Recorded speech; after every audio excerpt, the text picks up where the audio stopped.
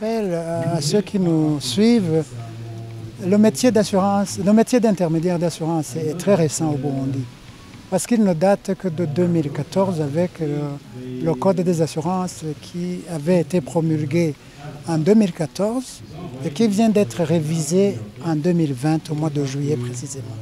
Donc vous comprenez qu'un métier qui n'a pas encore 15 ans de vie, c'est un jeune métier. Et ça, c'est un fait. Deuxième chose que vous demandez, c'est quel est le rôle.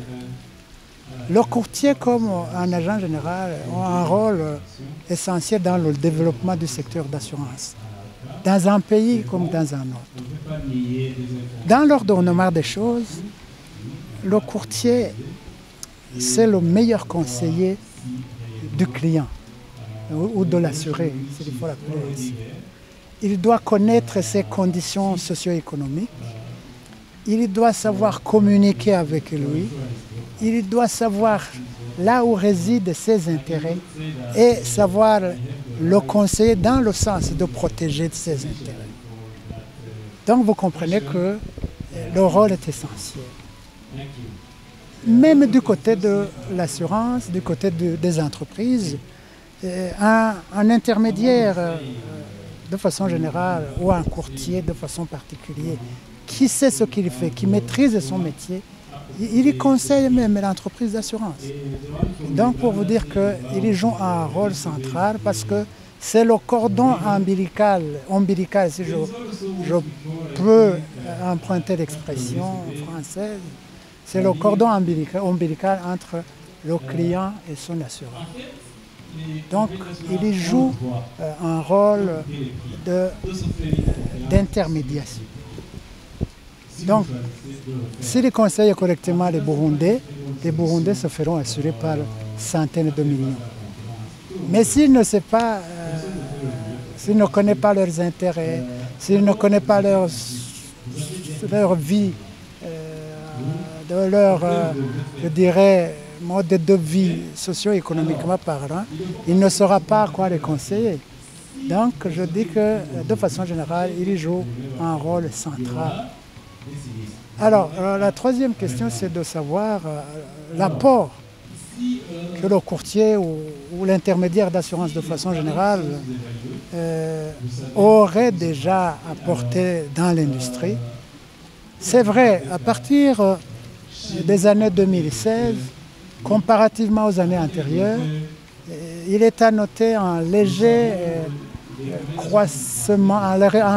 accroissement et du chiffre d'affaires et du taux de pénétration de l'assurance. Mais cela ne signifie pas que c'est le rôle uniquement du courtier ou de l'agent général.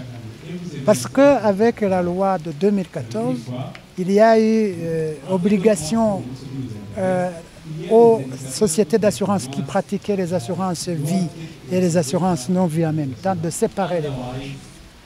Et avec la séparation, il y a eu une multiplicité de compagnies d'assurance. Qui dit multiplicité implique la concurrence et vous êtes obligé de vous adapter dans le jeu concurrentiel. Ce qui a un effet positif dans le sens où on est obligé d'étendre le champ d'action. Mais aussi, il ne faut pas nier le rôle qu'ont joué les courtiers ou les intermédiaires de façon générale, parce qu'il y a quelques gens qui n'étaient pas assurés, qui l'ont été grâce à l'approche de ces derniers. Donc, d'une façon ou d'une autre, l'apport des courtiers dans l'accroissement du chiffre d'affaires des entreprises d'assurance, tout comme la croissance du taux de pénétration de l'assurance au Burundi, n'est pas à négliger. Il n'est pas ce qu'on aurait souhaité, mais il est là quand même.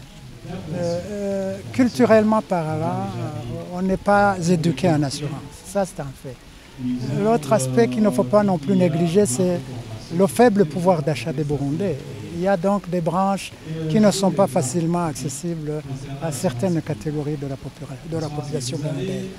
Mais qu'à cela ne tienne, il y a d'autres branches qui peuvent être vendus jusqu'au fond de la République. Mais justement, parce que le gros de ces courtiers ne sont pas formés en assurance, ils ne sont pas aptes à mieux vendre ces produits. Ils n'améliorent pas les polices d'assurance ou les contrats d'assurance, comme on dit, qui étaient déjà souscrits avant qu'ils n'interviennent sur le marché. Et encore moins, ils ne savent pas vendre le nouveau produit qu'il faudrait développer à travers les entreprises d'assurance, faute de ces connaissances professionnelles. C'est un constat amer qu'il faut faire aussi bien du côté des courtiers que même chez certains assureurs. Parce que là aussi, ce n'est pas évident que même dans certaines entreprises, le constat ne peut pas être fait parce qu'il ne faut pas être égoïste jusque-là. Moi, je suis quand même réaliste.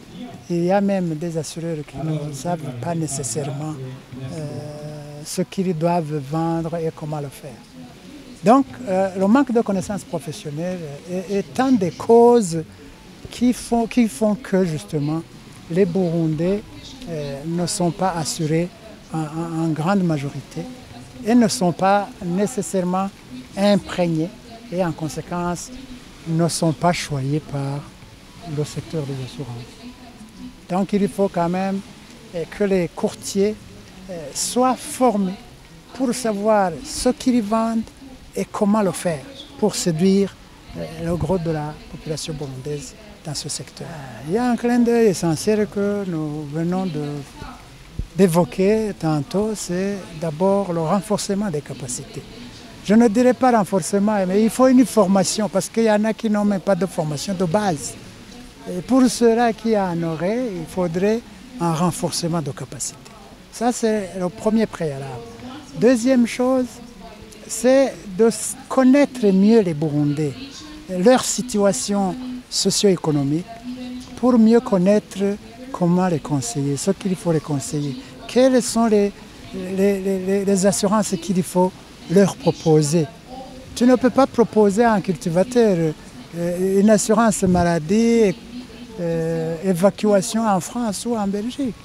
Non. Mais il faut lui proposer une assurance, micro-assurance agricole, de bétail, et ainsi de suite.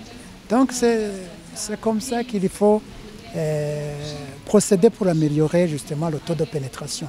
Autre chose, c'est d'améliorer les produits classiquement vendus, mais aussi et surtout apporter de nouveaux produits. Parce qu'il y en a beaucoup qui ne sont pas encore vendus par les entreprises burundaises, mais qui sont facilement accessibles à la population burundaise. Donc, il y a les connaissances professionnelles, il y a l'approche commerciale et marketing pour approcher le maximum de la population burundaise.